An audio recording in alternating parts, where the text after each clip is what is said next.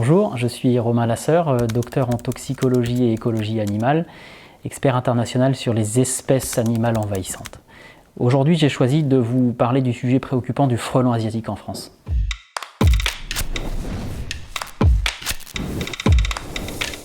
Quand on s'intéresse à la biologie du frelon asiatique, on s'aperçoit que c'est une espèce qui est arrivée accidentellement en France en 2004 dans le département du Lot.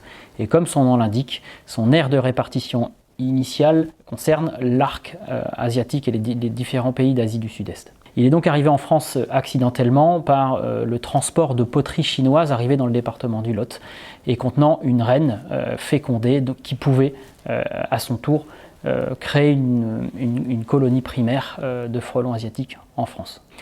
De là, cette espèce a connu un essor assez important puisqu'après 14 ans, 15 ans de colonisation en France, on estime qu'à peu près toute la France est couverte par cette espèce, donc on est face à une réelle espèce envahissante.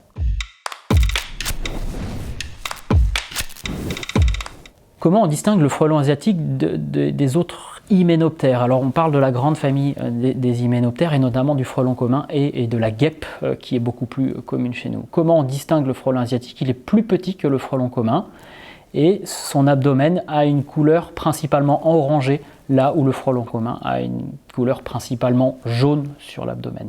Il est plus petit que le frelon commun et plus agressif.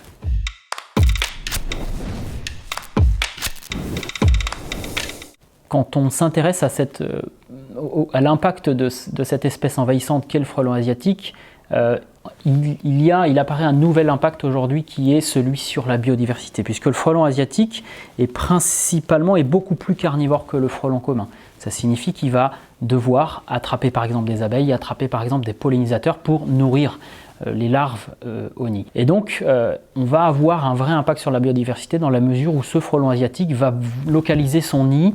Et je vous rappelle simplement qu'à peu près 50% des nids de frelons asiatiques sont à la campagne, mais 50% des nids de frelons asiatiques sont en ville. Et donc logiquement, ce frelon asiatique établit sa colonie non loin d'endroits où il peut facilement capturer des pollinisateurs.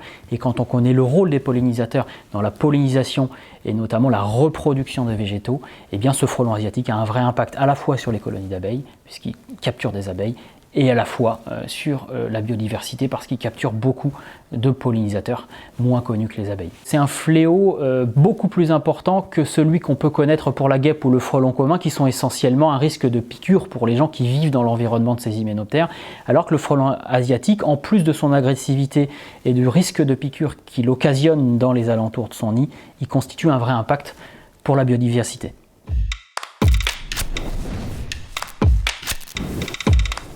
Alors, c'est pas parce qu'on observe des frelons asiatiques chez soi que le nid est tout proche. Par ailleurs, il est parfois délicat de faire la différence entre un nid de frelon commun et un nid de frelon asiatique et même un nid de guêpe. Le nid de frelon asiatique, quand on a à faire face à un grand nombre d'animaux, il est en règle générale dans des grandes hauteurs, dans des arbres, proches d'une zone humide et proche d'une zone dans laquelle il peut capturer des pollinisateurs. Quoi qu'il en soit, il est fortement conseillé de ne pas s'approcher du nid si vous l'avez observé.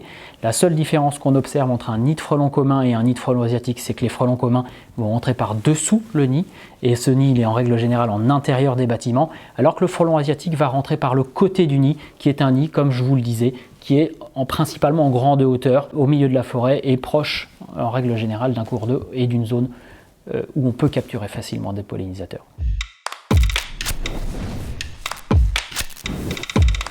Comment faire traiter le nid de frelon asiatique? On ne le fait pas tout seul et en règle générale, il est fortement conseillé de faire appel à un professionnel de l'hygiène qui lui saura s'équiper, mettre en place un périmètre de sécurité et aller neutraliser les frelons asiatiques pour empêcher qu'ils puissent continuer à avoir un impact sur la biodiversité locale.